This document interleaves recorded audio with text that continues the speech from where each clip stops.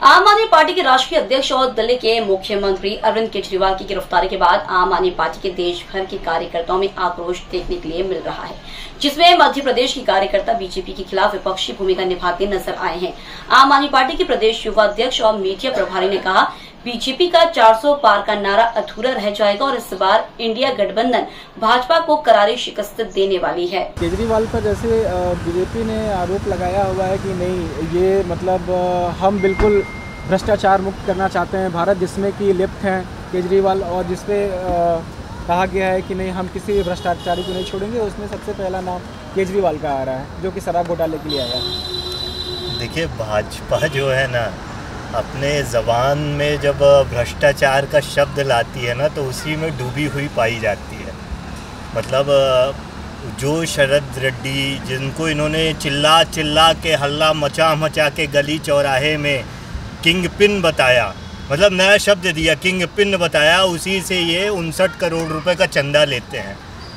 तो ये भारतीय जनता पार्टी के ऊपर ये शोभा नहीं देता। और देखिए, भारतीय जनता पार्टी अब किसी भी वहम में ना रहे। देश, और आप लगातार प्रदेश में घूम ही रहे होंगे, देश की जनता अलग मूड में है। और मैं बहुत आपको वादे के साथ कहता हूं कि बहुत आश्चर्यचकित करने वाले नतीजे आने वाले हैं इस लोकसभा चुनाव में।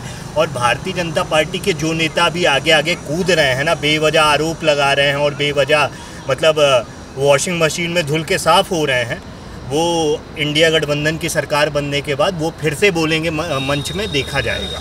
नहीं, वो उन्होंने कहा है कि नहीं, किसी भी तरह से हम भ्रष्टाचारी को निकलने नहीं देंगे। और वहीं दूसरी तरफ वो कहती हैं, जो आम आदमी पार्टी की हैं, उनका नाम बोल रहा हूँ, उन्होंने कहा कि नहीं, इनको अभी इंसुलिन की ज़रूरत है, इंसुलिन का इंजेक्शन नहीं दिया जा रहा, चीज़ें नहीं। लेकिन ईडी क्या कहती है कि नहीं, ज़बरदस्ती ये आलू खा रहे हैं, चीनी खा रहे हैं अपना शुगर लेवल बढ़ाने के लिए, ताकि ये बाहर जाएँ और अपने लिए कुछ डिफेंस तैयार करें। देखिए,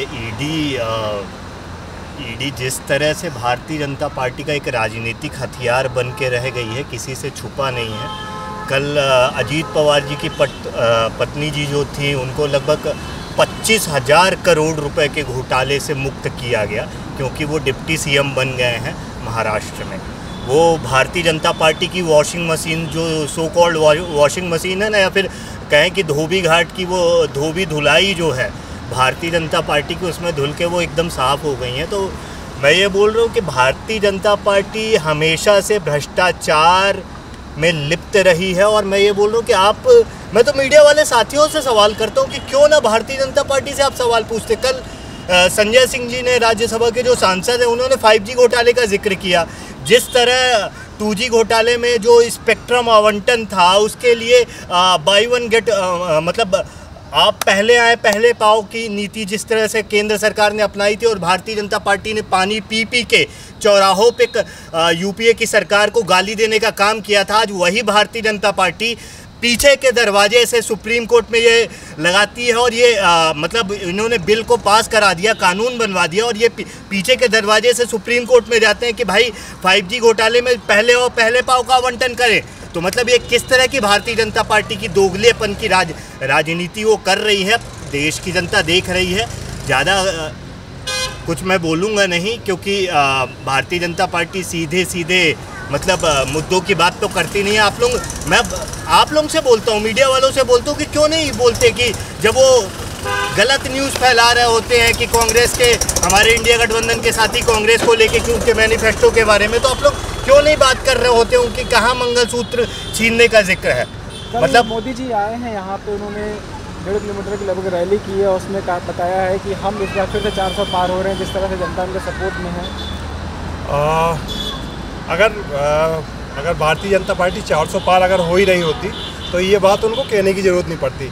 ये तो ये जहाँ भी जाते हैं वहाँ पे कहते हैं, जैसे दिल्ली में उन्होंने कहा था कि 45 पार हो रहे हैं, लेकिन आप देखते हो 2015 के चुनाव में एक स्कूटर पार्टी बन के रह गई थी, जैसे भाजपा 3 विधायक आए थे मात्र। दूसरी बार जब चुनाव होते हैं तो मात्र 8 विधायक आए थे। तो इसी तरीके से कोई 400 पार जैसा कहीं कुछ नहीं है। इस बार वो 200 पार भी कर जाए तो वो बड़ी बात होगी। लेकिन इस तरह मोदी जी हमेशा नारा लगाते रहते और कहते हैं कि बस विपक्ष चिल्लाने का काम करती है, लेकिन हम जो है मेन हम ही सारा काम करते हैं। और कल जिस तरह से उन्होंने अपने बताया, रोड शो में भी कहा कि इस बार हम ही आ रहे हैं, लोग जितना भी एकजुट होकर कुछ भी कर लें। देखिए इस बार क्या है कि आप देखेंगे जनता महंगाई से परेशान है। भारत के इतिहास में सबसे ज़्यादा महंगाई मोदी जी के राज में है। गैस सिलेंडर 400 का हुआ करता था, आज 1100 रुपये का सिलेंडर है। युवा रोजगार के लिए परेशान है, महिलाओं के लिए सुरक्षा नहीं। तो ऐसी तमाम चीज़ें हैं जहाँ पे मोदी सरकार लगातार नाकामयाब दिख रही है। तो जनता सब कुछ समझ रही है और जनता कोई इनको वोट देने वाली नहीं है। और आप देखेंगे इस बार इंडिया गठबंधन पूरी ताकत से अपनी सरकार बनाएगा।